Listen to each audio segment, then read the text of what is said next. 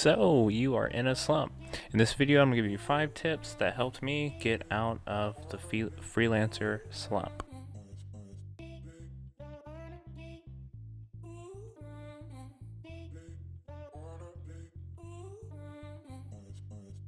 A little bit about me. I'm a freelance graphic designer. My name's Zach. I also do game development, and I do a lot of things. I wear many hats. I'm not sure if I'm going to make this into a little mini series, but a lot of you guys seem to watch my last video, so I'm going to talk more about freelancer stuff if you're interested. So, number one, keep creating. Regardless of what you're doing, as long as you stay making something or creating, it'll help with not the monetary side of things, but it'll help with the emotional side of things. And if this can be applied to all aspects of, if you are a photographer, if you're a writer, if you're a graphic designer, a software developer, if you're doing something in any fields, it can be applied across all of them. But the idea is, as long as you are continuing to create and to give back to the world, whether it's help for your church or help for your friends or help for your groups or clubs that you're in, or just for yourself, as long as you're creating something, it's going to help with that emotional aspect. On top of that, it's building your portfolio, which is really important, and something that I'm very guilty of, because I've had a lot of people say, "Oh wow, you're a graphic designer, send me over your portfolio," and I'm like, I never have it ready. Number 2 is keep applying for jobs and keep prospecting. I push this in all of my videos because it's so important to constantly look for jobs. And I think what's really hard is when you're in the slump, is that you don't want to do anything, because it's like you've been applying for jobs, you've been prospecting, you've been cold calling, cold emails, sending your portfolio, and no one's hitting you back. Or in my case, in a lot of cases, they'll hit you back, but then they're not serious. Clients. They will say, "Oh, okay, I'm ready to do business," but then they won't send the deposit. They won't do anything past. They won't take the necessary actions to continue and to finalize things. And one of the hardest things for me is when you have a relatively big deal that you're about to close, and then they ask you these questions, and you're like, yeah, I can do that, everything's good, you get everything fixed, and then they just ghost you. Ghosting is like the hardest thing to swallow, like the biggest pill to swallow. Number 3 is, it's okay to take a break. Sometimes, especially with me, I can jade myself to the industry, I can jade myself to my work, I can jade myself to things that I thought I was passionate about, because I get so invested and so into it. My fiance gets to me all the time about this. I obsess about things.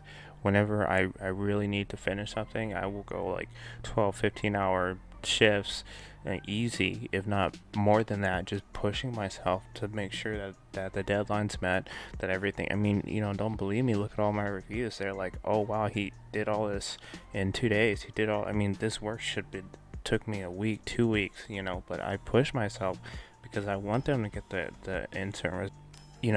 I guess tip number 4, I don't know how I'm going to structure this, but it's feast or famine. And that's usually how it is. So when you are feasting and when everything's going great for you, store up those stocks, store up that, and know that the famine's coming, if not today, then tomorrow, because for instance, take a restaurant during certain months is really busy.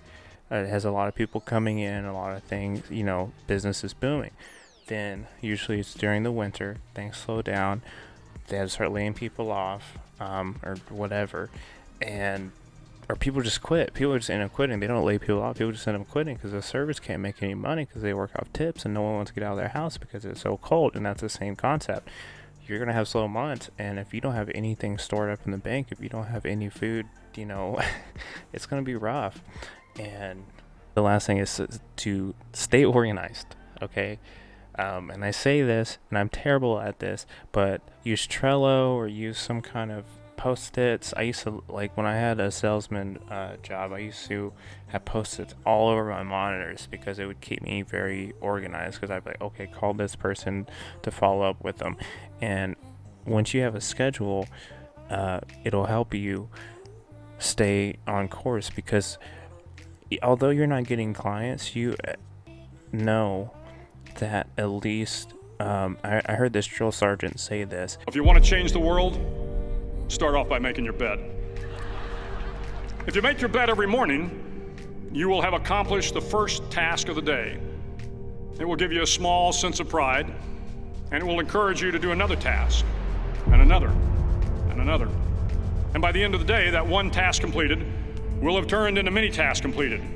Making your bed will also reinforce the fact that the little things in life matter.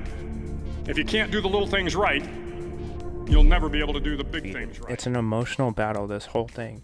When you are in the slump, you're going through these mood swings because you're questioning your work. You don't know if you're good enough. You don't know what's going on, why people are not messaging you back, or when you do have clients, why is everything stopping? Just understand every business goes through this, and the importance of staying organized is, at the end of the day, you know that you said the first hour I'm going to prospect. Okay, you did that. So you can at least look back and you can check that off. And the emotional feeling that you have when you check something off is so satisfying and so relieving. Me and my fiance right now are trying to get out of debt, and I just got out of one of the most major debts in my life. I was trapped in with a loan, title loan company, which, by the way, don't ever use those. They had like 300% interest. They're horrible. They rip your life apart. And I finally paid it off, thank God. And when I did, I was so happy to cross that off the debt list.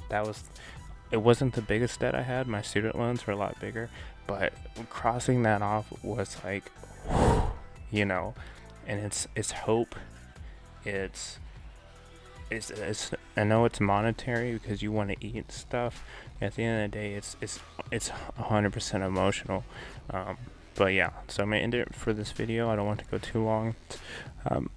If you haven't already, check out my Patreon. I have no Patreons, but I set it up just in case. I don't know if that's a thing. I just released a course on Skillshare about Affinity Photo. Check that out. If you have a membership, awesome. You can watch it, and I can't remember what else I did. I did a lot of things, and I'm running out of stuff. But anyways, I will talk to you guys later. Let me know what you think. Leave it in the comments. And yeah, you guys have a wonderful day. You're awesome. You're amazing. I believe in you. Whether you're a photographer or whatever, we all have gifts, and let them shine. Have a great day. Bye.